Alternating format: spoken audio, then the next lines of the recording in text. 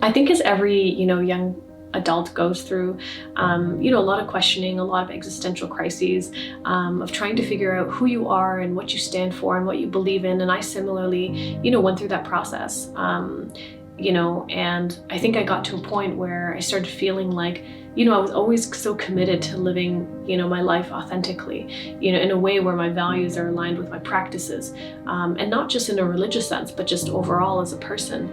And I think it got to a point where I felt like, continuing to wear the hijab didn't necessarily align with, how I wanted to be, where I was headed.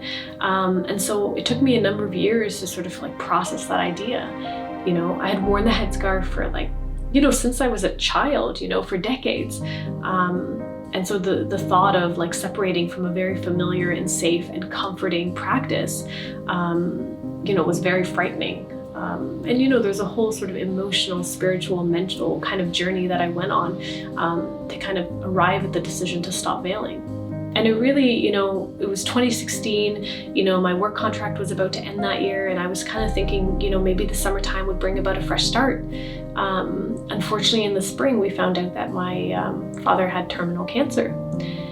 And, that for anybody, getting a diagnosis for, somebody that you love or a parent is, it's devastating, in ways that words can't capture. We had been driving together, we went somewhere, and I remember telling him, I'm like, Dad, I don't think the headscarf or the hijab really doesn't reflect my vibe anymore,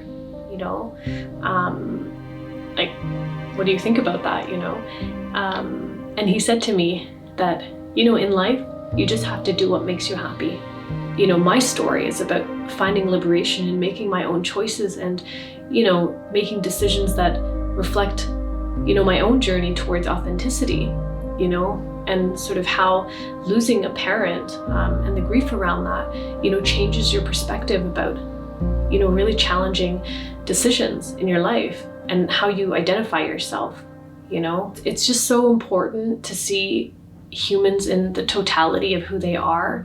And unfortunately, one of the things that happens is that we lose, as racialized folks, the luxury to even be complex. And that's fucked up. I am Nooreen.